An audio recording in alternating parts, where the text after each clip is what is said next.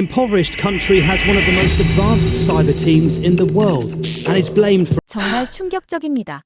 지금 이 순간에도 우리 금융망과 개인정보는 하루에 151만 번씩 북한의 공격을 받고 있습니다. 최근에도 북한이 역대 최고의 암호화폐 해킹한 사실 알고 계시죠? 최소 2조 원대 규모인데요. 이로 인해 북한은 미국, 영국에 이어 세계에서 세 번째로 비트코인이 많은 국가가 되었습니다. 6.25 전쟁보다 무서운 것이 바로 보이지 않는 사이버 전쟁입니다. 그래도 우리 대한민국은 안심해도 됩니다. 바로 세계 최고의 화이트 해커들이 정말 많기 때문입니다. 오늘은 그중에 블루워터의 비하인드 스토리를 들어보겠습니다. 구독, 좋아요 누르셨죠? 역시 사랑합니다. Explosion of crypto in different directions, isn't it? They are extremely sophisticated in what they're doing here. Out of currency, North Korea. FBI 사이버 수사국에서의 7년은 정말 하루하루가 전쟁터 같았습니다. 그곳에서 저는 단순한 해킹이 아닌 국가 간 사이버 전쟁의 최전선에 서 있었죠. 제 이름은 제시카 리, 38세의 한국계 미국인으로 현재는 실리콘밸리 대형 보안회사 사이버가드의 수석 컨설턴트로 일하고 있습니다. 제시카, 러시아 APT28 해킹 그룹의 새로운 움직임이 포착됐습니다. 당신이 이 케이스를 맡아주길 바랍니다. 이것이 제가 FBI에서 가장 많이 들었던 문장이었습니다. 러시아, 중국, 북한, 이란. 이 네 나라의 국가 지원 해커 그룹들이 우리의 주요 타겟이었습니다. 그들은 미국의 주요 인프라, 금융 시스템, 그리고 정부 기관을 끊임없이 공격했죠. 저는 한국계 미국인이었지만 솔직히 한국에 대해서는 거의 아는 것이 없었습니다. 부모님은 제가 태어나기 전에 미국으로 이민 왔고 저는 철저하게 미국인으로 자랐습니다. 한국어를 하지 못했고 한국 문화에 대해서도 깊이 알지 못했죠. FBI에서 일할 때도 한국은 단지 IT 강국이라는 모호한 이미지로만 존재했습니다. 한국의 사이버 보안 역량은 어떻게 평가하십니까? 리 요원. 국장님의 질문에 저는 주저없이 대답했던 기억이 납니다. 기술 모방은 뛰어나지만 원천 기술이나 고급 사이버 방어 시스템에서는 미국이나 이스라엘에 크게 뒤처진다고 봅니다. 그때만 해도 저는 제 평가가 객관적이라고 믿었습니다. 하지만 지금 생각해보면 그것은 깊은 무지에서 비롯된 편견이었습니다. 제가 FBI를 떠나 실리콘밸리의 보안 회사로 이직한 지 3년째 되던 해 예상치 못한 이메일 하나가 제 인생을 바꾸게 됩니다. 제시카리님께 대한민국 과학기술정보통신부와 한국인터넷진흥원이 공동 주최하는 국제 해킹 방어대회 코드게이트 2024의 심사위원으로 귀하를 초청하고자 합니다. 처음에는 그저 해외 출장의 하나로 생각했습니다. 한국에 대한 호기심도 있었고 제 뿌리를 조금이라도 알아볼 기회라고 여겼죠. 하지만 그것이 제 인생을 완전히 뒤바꿀 여정의 시작이 될 줄은 몰랐습니다.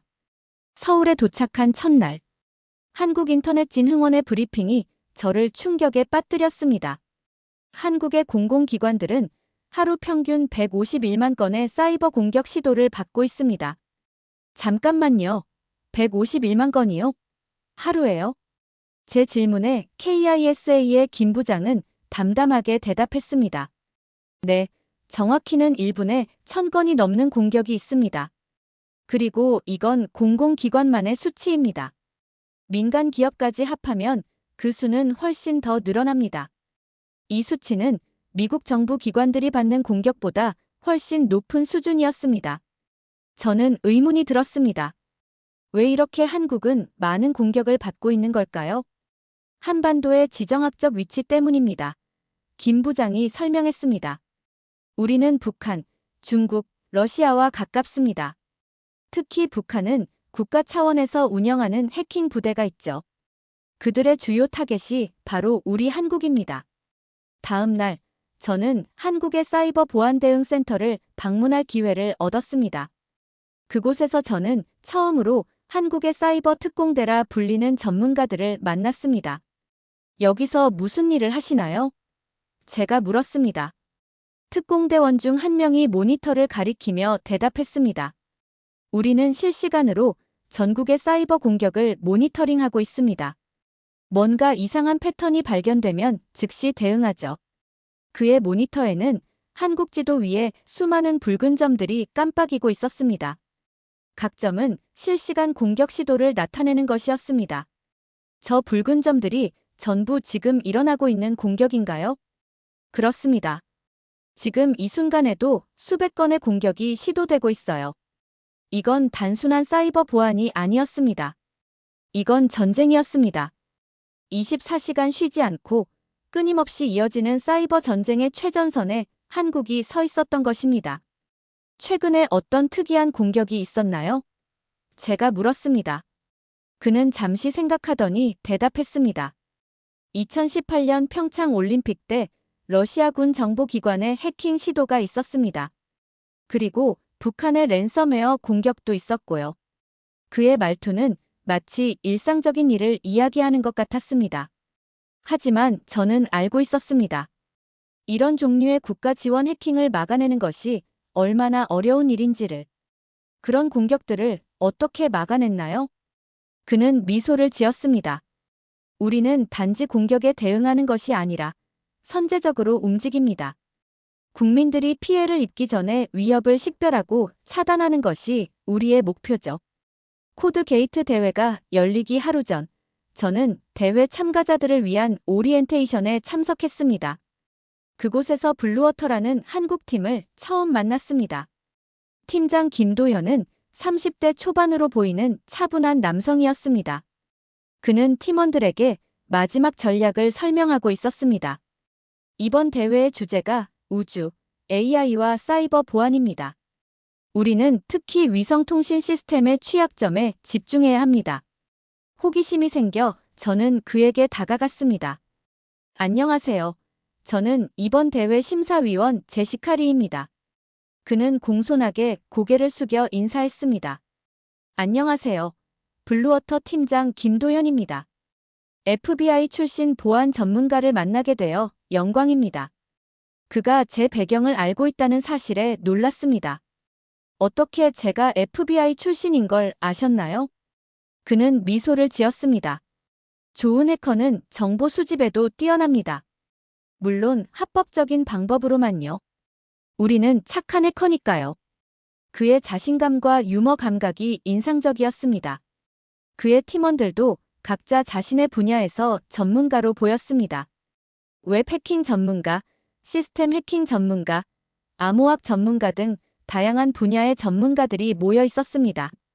참가자 중에 19세 미만의 주니어들도 있다고 들었습니다.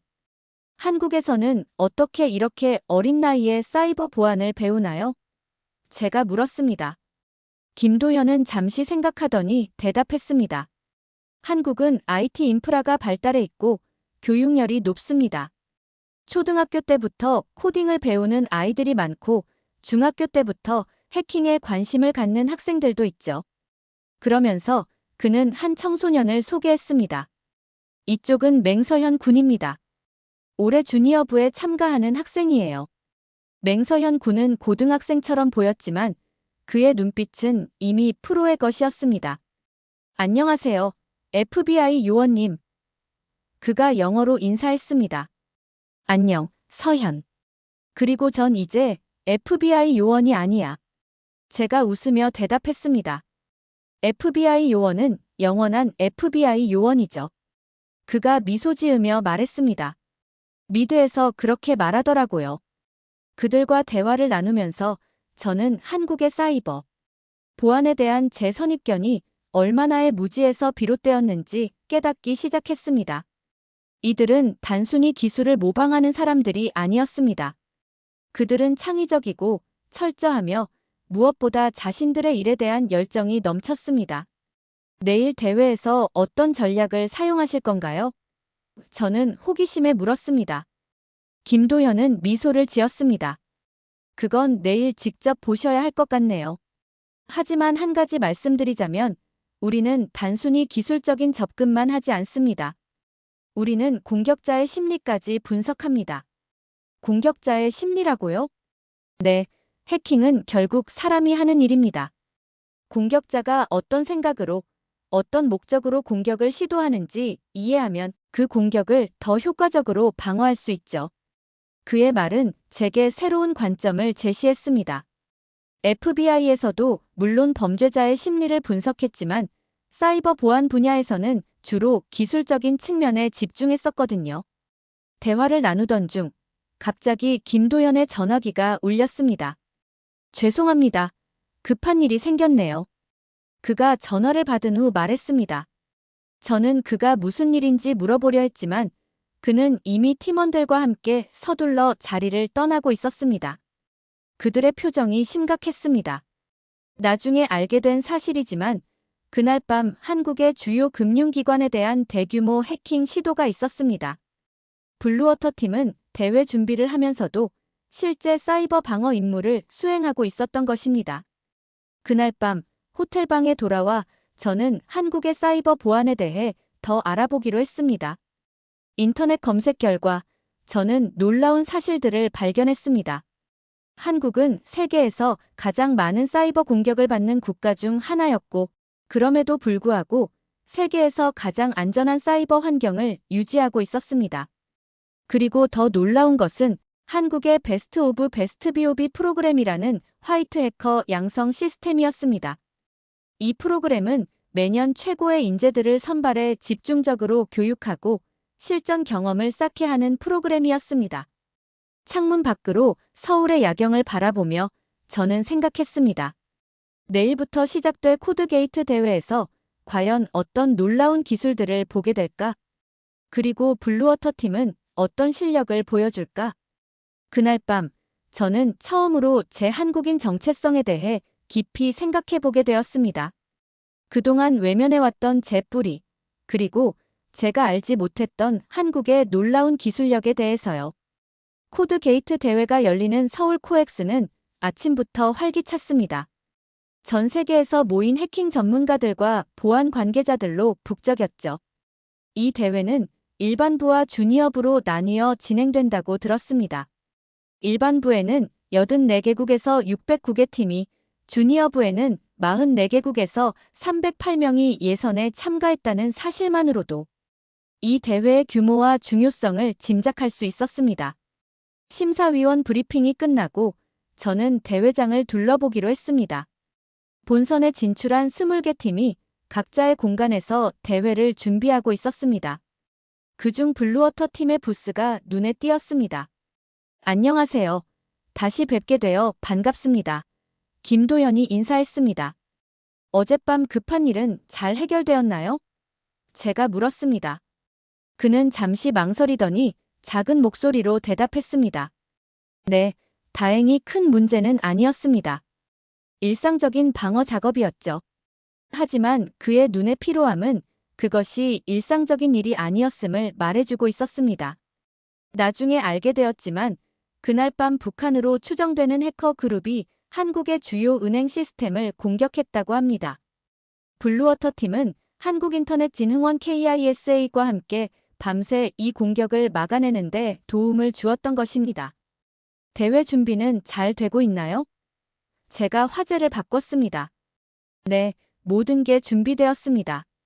사실 이번 대회의 주제가 저희에게 유리해요. 우주, AI와 사이버 보안이니까요. 어떤 점에서 유리한가요? 김도현은 팀원 한 명을 가리켰습니다. 이쪽은 저희 팀의 AI 전문가 박지원입니다. 그는 AI 기반 보안 취약점 분석 시스템을 개발했어요. 박지원은 수줍게 웃으며 인사했습니다. 과찬이세요. 아직 개발 중인 시스템입니다. 그의 겸손함이 인상적이었습니다. 미국에서는 이 정도 기술을 가진 사람이라면 자신을 적극적으로 홍보했을 텐데 이곳의 분위기는 달랐습니다. 팀의 또 다른 멤버인 이수진이 모니터를 가리키며 설명했습니다. 저희는 이번 대회에서 위성통신 시스템의 취약점에 집중할 계획입니다. 최근 우크라이나-러시아 전쟁에서 위성 해킹 사례가 있었잖아요. 그런 공격을 방어할 수 있는 새로운 방법을 제시할 겁니다. 그녀의 말에 관심이 생겼습니다.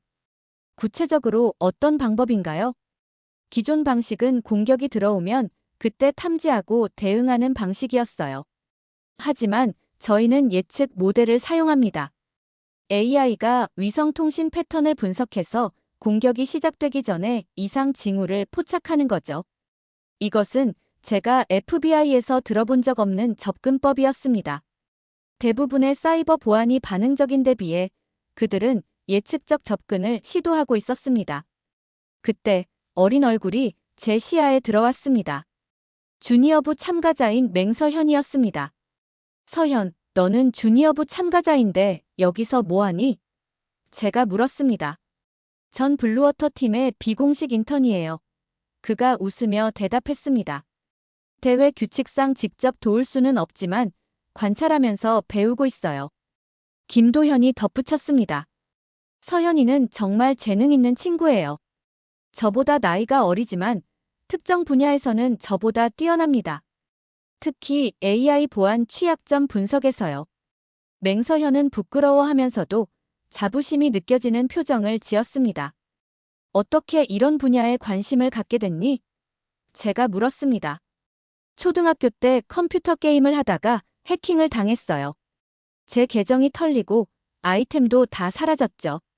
그때 화가 나서 나도 이런 걸 할 수 있게 되겠다고 생각했어요. 물론 지금은 그런 목적으로 하진 않지만요. 그의 솔직한 대답에 웃음이 나왔습니다. 개인적인 경험이 이렇게 전문적인 관심으로 발전할 수 있다는 것이 흥미로웠습니다.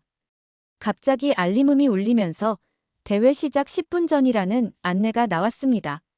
블루워터 팀은 서둘러 마지막 준비를 했습니다. 행운을 빕니다. 제가 말했습니다. 김도현은 자신감 넘치는 표정으로 대답했습니다. 운보다는 실력을 믿습니다.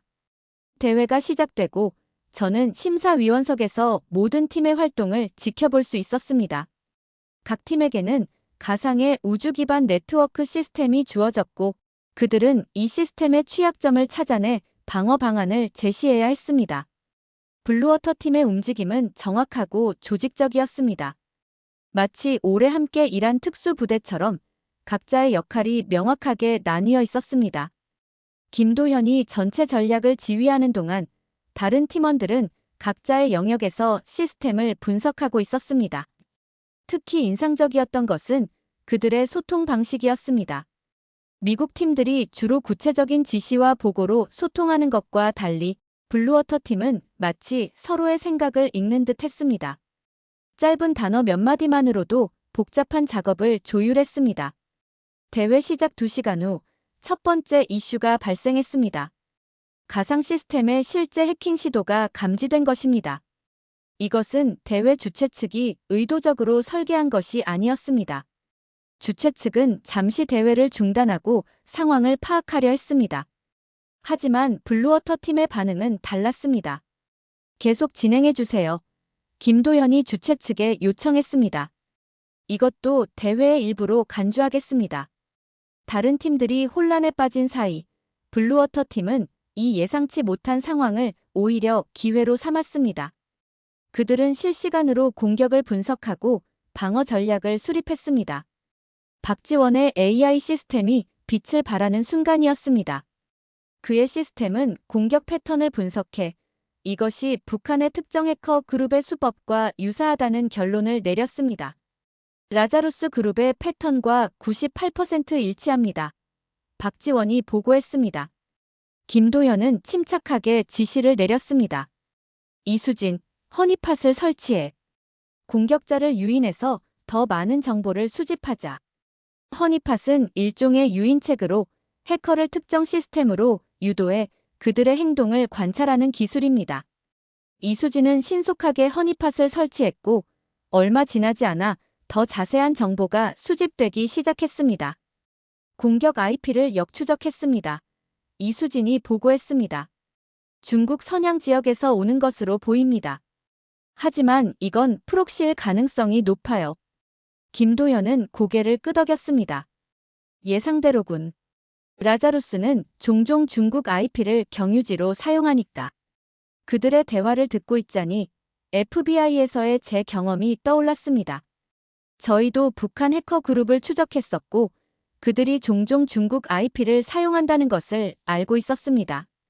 하지만 블루워터 팀의 분석 속도와 정확성은 FBI에서 보던 것보다 훨씬 뛰어났습니다. 3시간 후 블루워터 팀은 공격을 완전히 차단했을 뿐만 아니라 공격자의 세부 정보까지 수집했습니다. 그들은 이 정보를 주최 측에 제공했고 주최 측은 이를 한국사이버수사대에 전달했습니다. 대회는 정상적으로 재개되었지만 이미 블루워터 팀의 실력은 모두에게 증명된 상태였습니다. 다른 팀들도 그들의 대응을 지켜보면서 감탄하는 모습이었습니다. 점심시간에 저는 김도현에게 다가갔습니다. 정말 인상적인 대응이었습니다. FBI에서도 저런 실시간 대응은 쉽지 않았거든요. 김도현은 겸손하게 웃었습니다. 저희는 매일 이런 상황에 대비해 훈련합니다. 한국은 사이버 공격의 최전선이니까요. 그런데 어떻게 그렇게 빠르게 라자루스 그룹임을 알아챘나요? 박지원의 AI 시스템 덕분이에요.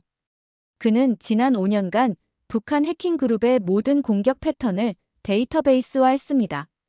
그리고 머신러닝을 통해 새로운 공격도 분류할 수 있게 했죠. 다시 한번 놀라움을 감출 수 없었습니다. 이런 종류의 데이터베이스는 FBI에서도 구축 중이었지만 아직 초기 단계였습니다. 그런 데이터베이스를 어떻게 구축했나요? 정보 수집이 쉽지 않았을 텐데요. 김도현은 잠시 주저하더니 조심스럽게 대답했습니다. 한국은 특별한 상황에 있습니다. 우리는 북한과 기술적으로 전쟁 중이에요. 정부 차원에서 이런 정보 수집에 많은 자원을 투입하고 있습니다. 그의 말은 한국의 사이버 보안이 단순한 기술적 관심이 아닌 국가 생존의 문제임을 느끼게 했습니다. 오후 세션에서는 AI 기반 딥페이크 공격에 대한 방어 전략을 수립하는 과제가 주어졌습니다. 이 부분에서 블루워터 팀은 더욱 빛을 발했습니다.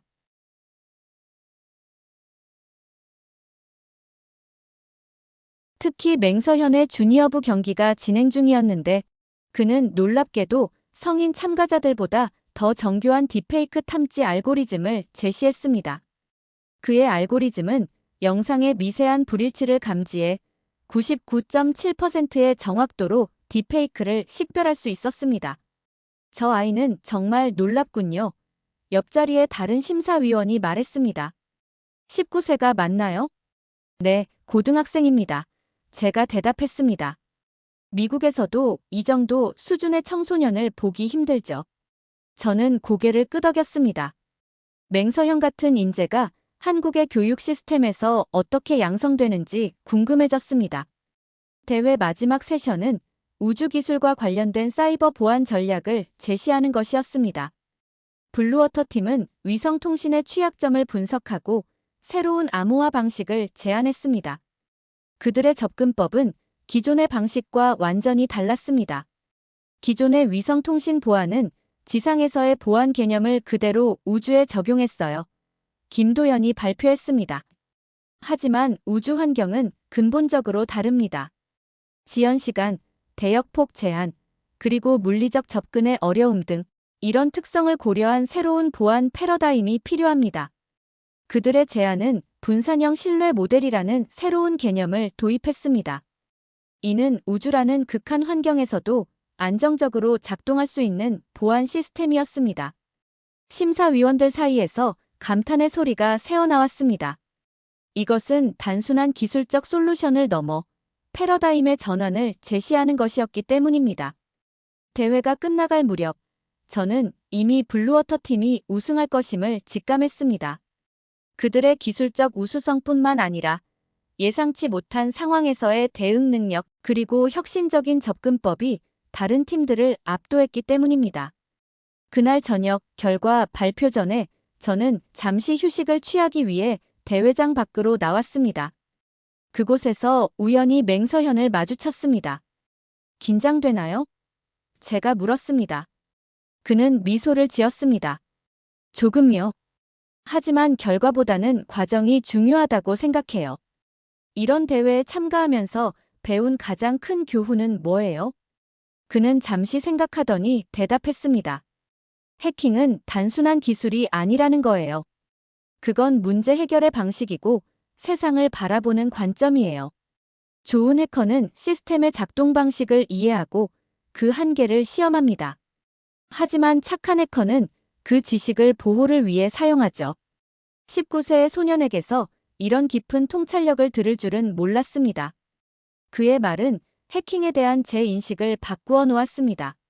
서현, 넌 어떤 해커가 되고 싶어? 그의 대답은 명확했습니다. 착한 해커요. 우리나라를 지키는 해커가 되고 싶어요. 그의 말에서 저는 단순한 기술적 열정을 넘어선 무언가를 느꼈습니다. 그것은 소명의식이었습니다. 자신의 재능을 국가와 사회를 위해 사용하겠다는 사명감이었죠. 대회장으로 돌아가는 길에 저는 한국의 사이버 보안 문화에 대해 깊이 생각해 보게 되었습니다. 그들에게 사이버 보안은 단순한 직업이 아니었습니다. 그것은 국가 안보의 최전선이었고 누군가는 반드시 지켜야 할 방어선이었습니다. 그리고 블루워터 팀과 맹서형 같은 착한 해커들이 바로 그 방어선의 수호자들이었습니다. 코드 게이트 대회 이틀째, 예상치 못한 상황이 벌어졌습니다. 대회 운영진으로부터 긴급 공지가 내려왔습니다. 모든 참가자 여러분께 알립니다. 현재 대회 시스템의 실제 해킹 공격이 진행 중입니다. 이는 대회의 일부가 아닌 외부로부터의 실제 공격입니다. 대회는 일시 중단되며 모든 팀은 대기해 주시기 바랍니다. 대회장에 술렁임이 퍼졌습니다. 심사위원들도 당황한 기색이 역력했습니다. 하지만 블루워터 팀의 반응은 달랐습니다. 그들은 마치 이런 상황을 예상했다는 듯이 즉시 자리에 앉아 시스템을 분석하기 시작했습니다. 운영진이 김도현에게 다가와 말했습니다. 김 팀장님, 죄송합니다만 현재 상황이 심각합니다. 대회 서버뿐만 아니라 연결된 정부 시스템까지 공격받고 있습니다. 김도현은 침착하게 고개를 끄덕였습니다. 이해합니다. 도울 수 있는 일이 있을까요? 운영진은 잠시 망설이더니 말했습니다. 사실, 국정원에서 블루워터 팀의 협조를 요청했습니다. 그 말을 듣자마자 블루워터 팀은 마치 전환 스위치가 켜진 것처럼 움직이기 시작했습니다. 김도현은 팀원들에게 신속하게 역할을 배분했고 몇 분 내에 그들은 완전히 다른 모드로 작업하고 있었습니다. 저는 호기심에 그들 근처에 머물렀습니다. FBI 출신으로서 실제 사이버 공격 대응을 볼 수 있는 기회는 귀중했기 때문입니다. 이건 단순한 디도스 공격이 아닙니다. 이수진이 보고했습니다. APT 공격으로 보이며 목표는 금융 데이터인 것 같습니다. APT는 장기간에 걸쳐 은밀하게 진행되는 고도의 해킹 기법입니다. 주로 국가 지원 해커 그룹들이 사용하는 방식이죠. 김도현은 화면을 응시하며 말했습니다. 패턴을 보니 김숙희 그룹이 확실합니다. 북한의 해킹 조직이죠. 이 순간 저는 제가 단순한 대회 심사위원이 아닌 국가 안보 임무의 목격자가 되었음을 깨달았습니다. 블루워터 팀은 대회 참가자가 아닌 사이버 최전선의 수호자로 변모했습니다. 국정원과의 협조 채널을 열어주세요. 김도현이 요청했습니다. 곧 그들은 국가정보원의 사이버안보센터와 직접 연결되었습니다. 화면 너머로 보이는 국정원 요원들의 표정은 심각했습니다. 김 팀장, 상황이 심각합니다. 지금 공격은 단순한 시스템 침입이 아니라 금융 인프라 마비를 노린 것으로 보입니다. 김도현은 침착하게 대응했습니다. 현재 우리가 파악한 진입점은 세 곳입니다. 첫째, DNS 서버 취약점을 통한 침입. 둘째, 피싱 메일을 통한 내부망 접근. 셋째, 제로데이 취약점을 이용한 웹서버 침투. 제로데이 취약점이란 소프트웨어 개발자도 모르는 공개되지 않은 보안 취약점을 말합니다. 이런 취약점을 이용한 공격은 방어하기가 매우 어렵습니다. 제로데이 취약점이라니 어떻게 그걸 발견했지? 국정원 요원이 놀라워했습니다. 박지원의 AI 시스템이 트래픽 패턴을 분석해서 찾아냈습니다. 이미 패치를 개발 중입니다. 박지원은 고개도 들지 않고 작업에 몰두했습니다. 그의 손가락이 키보드 위에서 춤추듯 움직였고 모니터에는 복잡한 코드가 끊임없이 흘러갔습니다. 제가 FBI에 있을 때도 사이버 공격 대응을 여러 번 경험했지만 이런 속도와 효율성은 처음이었습니다. 블루워터 팀은 마치 하나의 유기체처럼 움직였고 각자의 역할을 완벽하게 수행했습니다. 현재 공격자들이 SWIFT 시스템에 접근을 시도하고 있습니다. 이수진이 보고했습니다. SWIFT는 국제은행 간 금융 거래를 처리하는 시스템입니다. 이 시스템이 공격받으면 국제 금융 거래가 마비될 수 있습니다. 허니팟을 설치해서 공격자를 유인하세요. 김도현이 지시했습니다. 그리고 동시에 백도어를 찾아내서 차단하세요. 그들의 대응은 단순히 방어적이지 않았습니다. 그들은 공격자의 움직임을 예측하고 한 발 앞서 행동했습니다. 이것은 제가 FBI에서 배웠던 전통적인 사이버 방어와는 완전히 다른 접근법이었습니다. 3시간의 치열한 사이버 전투 끝에 마침내 공격은 차단되었습니다. 블루워터 팀은 단순히 공격을 막아내는데 그치지 않고 공격자의 위치와 신원에 관한 중요한 정보까지 수집했습니다. 이 정보는 국정원에 전달될 것입니다. 김도현이 말했습니다. 앞으로의 수사에 큰 도움이 될 겁니다. 위기가 해결된 후 코드게이트 대회는 재개되었습니다. 하지만 이미 모든 참가자와 심사위원들의 시선은 블루워터 팀에게 집중되어 있었습니다. 그들은 단순한 대회 참가자가 아닌 실전에서 검증된 사이버 전사들이었습니다. 그날 저녁, 저는 김도현에게 질문할 기회를 얻었습니다. 어떻게 이런 실전 대응이 가능한가요? 이건 단순한 훈련으로는 얻을 수 없는 수준입니다. 그는 잠시 침묵하더니 조용히 대답했습니다. 저희는 평소에도 이런 일을 합니다. 블루워터는 단순한 보안 회사가 아닙니다. 저희는 국가 사이버 안보를 위한 특별 태스크포스의 일원이기도 합니다. 그의 말에 놀라움을 감출 수 없었습니다. 블루워터 팀이 평범한 보안 전문가들이 아니라 국가 최고 수준의 사이버 특수부대와 같은 존재라는 것을 깨달았습니다. 하루에 151만 건의 공격을 막아내는 것, 이제 이해가 됩니다. 김도현은 미소를 지었습니다. 그건 빙산의 일각일 뿐입니다. 실제로는 훨씬 더 많은 공격이 있습니다. 우리는 그저 할 수 있는 최선을 다할 뿐이죠.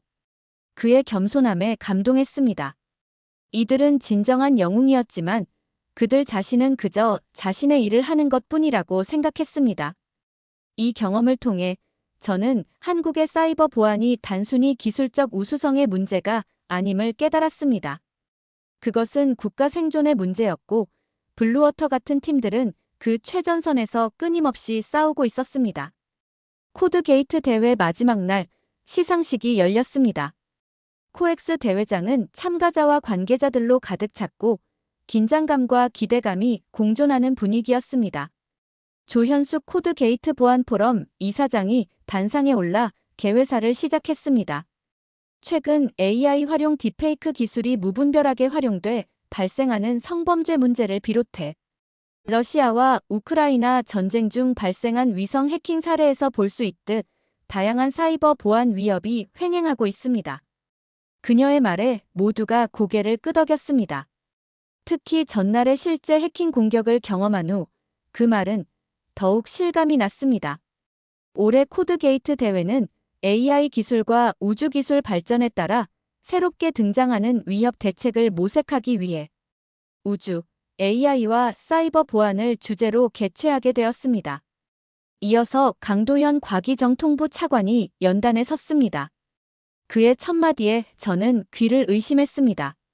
지난 9에서 11일 미국에서 열린 데프콘 국제 해킹 대회에서 우리나라 화이트 해커팀이 2022년부터 올해까지 연속 우승을 달성하는 등 우리나라 화이트 해커가 세계적으로 인정받고 있습니다.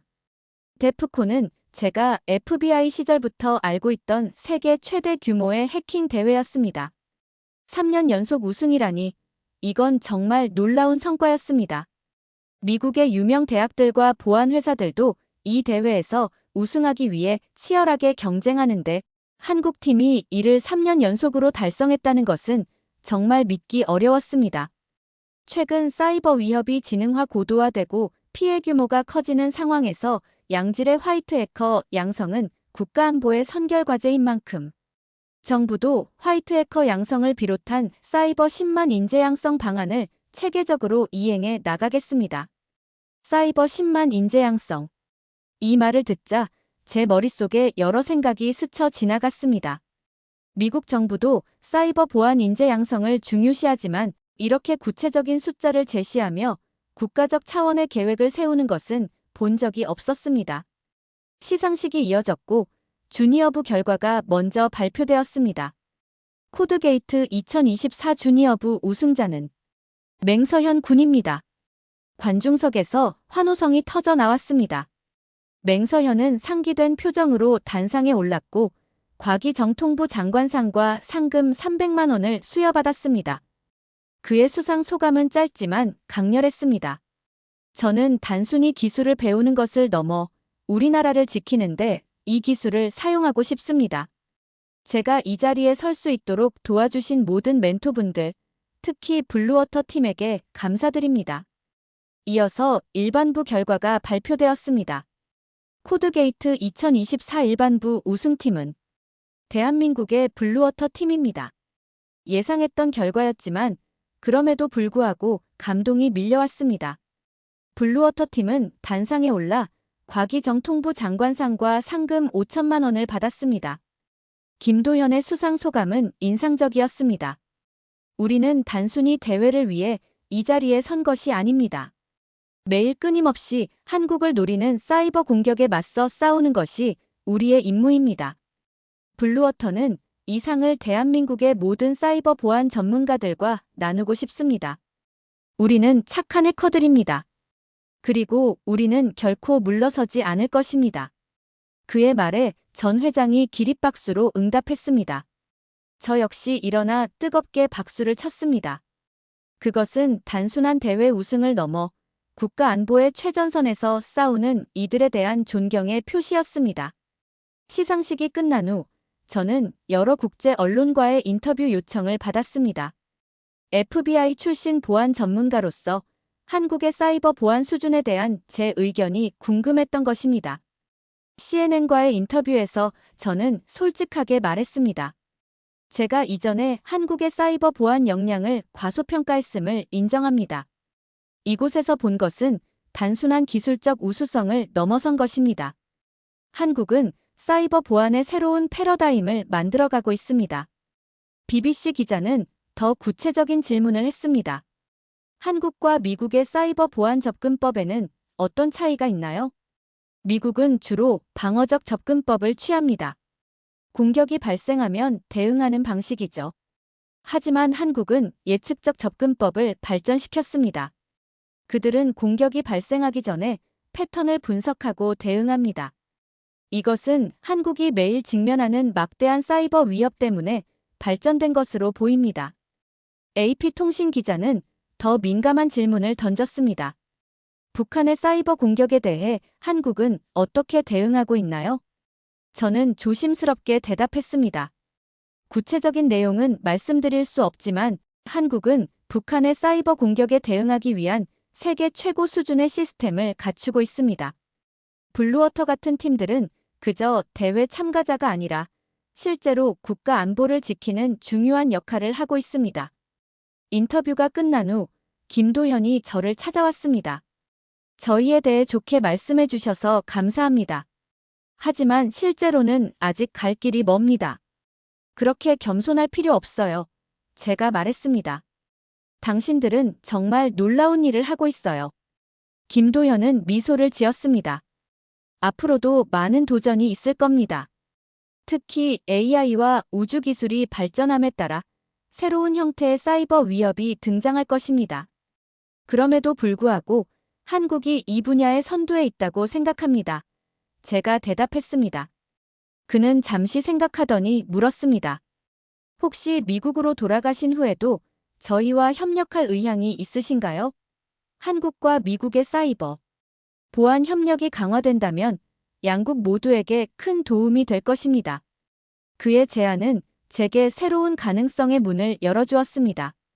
제 한국계 뿌리를 찾는 것을 넘어 두 나라 사이의 다리 역할을 할 수 있는 기회였습니다.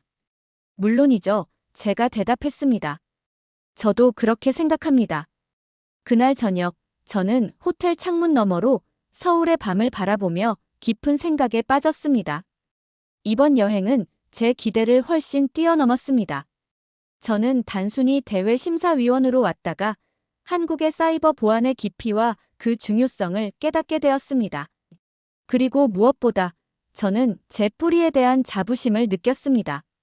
한국계 미국인으로서 저는 항상 두 문화 사이에서 어딘가 모호한 정체성을 가지고 있었습니다. 하지만 이제 저는 제 한국인 혈통을 자랑스럽게 생각했습니다. 그날 밤, 저는 오랜만에 제 한국인 어머니에게 전화를 걸었습니다. 엄마, 나 지금 서울에 있어요. 그리고 한국인이라는 게 자랑스러워요. 전화기 너머로 어머니의 감동한 목소리가 들려왔습니다. 그녀도 오랫동안 제가 이런 말을 하기를 기다렸던 것 같았습니다.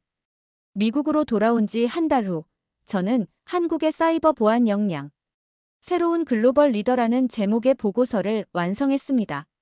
실리콘밸리의 주요 보안 회사들과 정부 기관에 배포될 이 보고서는 한국의 사이버 보안 기술과 전략에 대한 심층 분석을 담고 있었습니다. 한국은 더 이상 단순한 IT 강국이 아닙니다. 그들은 이제 글로벌 사이버 보안의 선두주자로 자리매김하고 있습니다. 이것이 제 보고서의 핵심 메시지였습니다.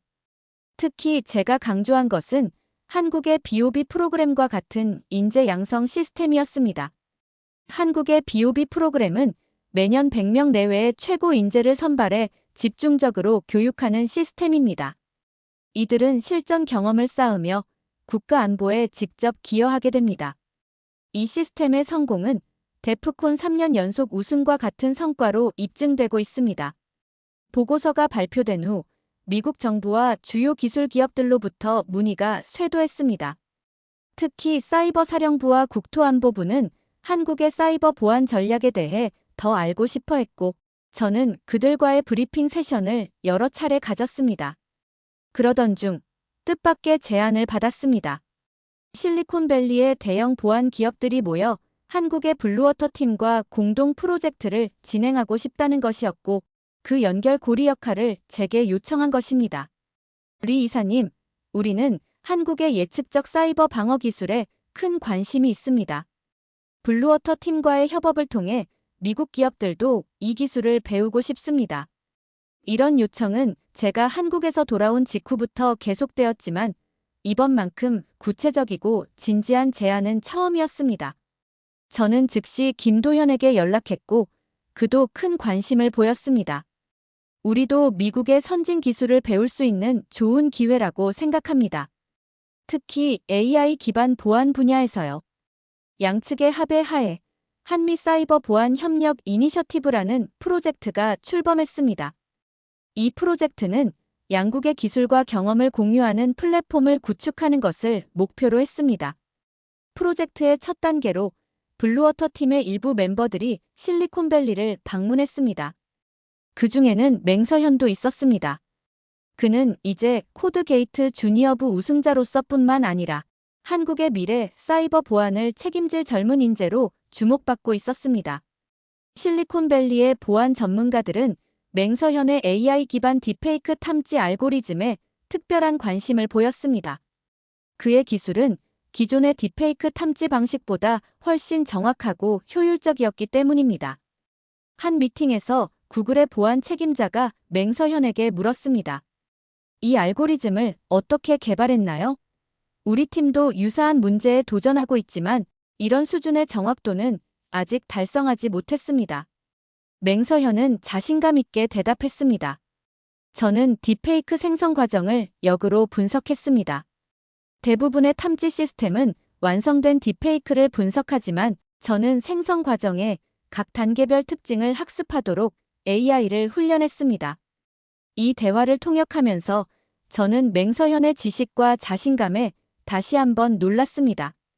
그는 이제 19세였지만 이미 세계 최고 수준의 보안 전문가들과 대등하게 토론할 수 있는 수준이었습니다.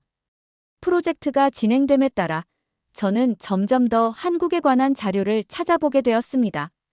어느 날 우연히 한국의 중학교 정보 교과서를 검토할 기회가 있었는데 그곳에서 놀라운 발견을 했습니다. 교과서의 보안 전문가 섹션에는 실제 화이트 해커들의 사례가 소개되어 있었고 그 중에는 블루워터의 김도현도 포함되어 있었습니다. 그는 국가 사이버 안보에 기여한 공로로 소개되고 있었습니다. 저는 즉시 김도현에게 연락했습니다. 당신이 교과서에 실려 있다는 걸 알고 계셨나요? 그는 부끄러워하는 목소리로 대답했습니다. 네, 몇 년 전부터요. 별거 아닙니다. 그저 후배들에게 좋은 영향을 주기 위한 것뿐이에요. 그의 겸손함은 여전했지만 저는 이것이 얼마나 대단한 일인지 알고 있었습니다. 한국은 사이버 보안 전문가들을 국가적 영웅으로 대우하고 미래 세대의 롤모델로 제시하고 있었습니다. 이런 문화적 접근이 한국의 사이버 보안 강국 위상을 만드는데 큰 역할을 했다고 확신했습니다. 프로젝트가 6개월 정도 진행되었을 때 우리는 중요한 성과를 이루었습니다. 한국의 예측적 방어 기술과 미국의 AI 기술을 결합한 새로운 사이버 보안 프레임워크를 개발한 것입니다. 이 프레임워크는 곧 양국 정부의 관심을 끌었고 결국 한미 사이버 안보 협력의 공식 모델로 채택되었습니다. 이것은 단순한 기술적 성과를 넘어 양국 간 전략적 협력의 상징이 되었습니다. 어느 날 과기정통부에서 특별한 초청장이 도착했습니다. 한국의 사이버 10만 인재 양성 방안 자문위원으로 참여해달라는 요청이었습니다. 제시카 리님의 경험과 국제적 시각은 우리 프로그램에 큰 도움이 될 것입니다. 이 제안은 제게 큰 의미가 있었습니다. 한국계 미국인으로서 제 뿌리의 나라에 기여할 수 있는 기회였기 때문입니다. 그리고 저는 주저없이 수락했습니다.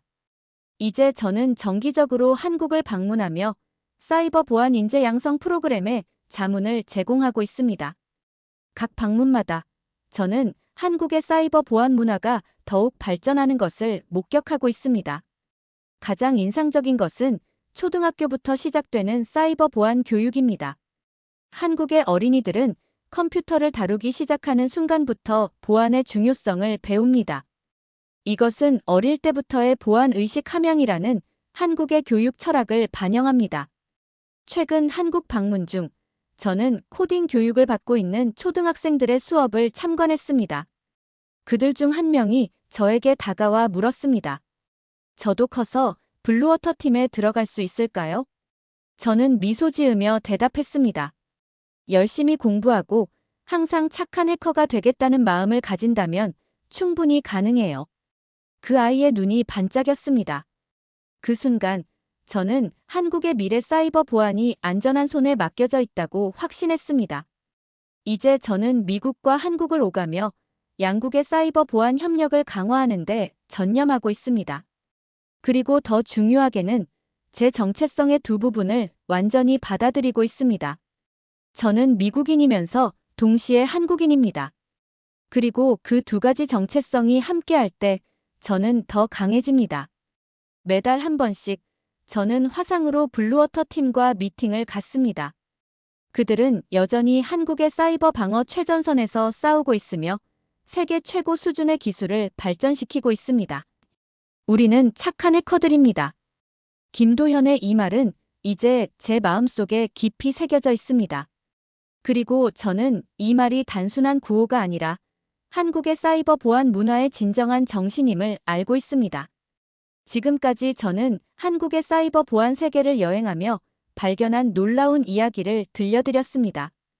블루워터 팀과 맹서형 같은 젊은 인재들, 그리고 하루에 151만 건의 사이버 공격을 막아내는 숨은 영웅들의 이야기를. FBI 사이버 수사국 출신으로서 처음에 저는 한국의 사이버 보안 능력을 과소평가했습니다.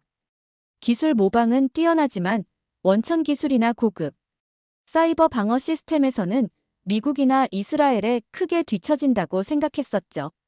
하지만 이제 저는 압니다. 한국은 이미 세계 사이버 보안의 새로운 기준을 만들어가고 있다는 것을. 여러분은 어떻게 생각하시나요? 하루에 151만 건의 사이버 공격을 막아내는 우리의 숨은 영웅들. 이제 여러분은 그들의 존재를 알게 되셨습니다. 인터넷을 안전하게 사용할 수 있는 것도, 금융 시스템이 안정적으로 운영되는 것도 모두 이런 착한 해커들 덕분입니다. 그리고 정부의 사이버 10만 인재 양성 방안까지. 이 모든 것은 한국이 이미 사이버 보안 강국으로 자리매김했음을 보여줍니다. 혹시 여러분 중에 사이버 보안에 관심 있는 자녀나 손주가 있으신가요? 그들에게 이런 이야기를 들려주세요.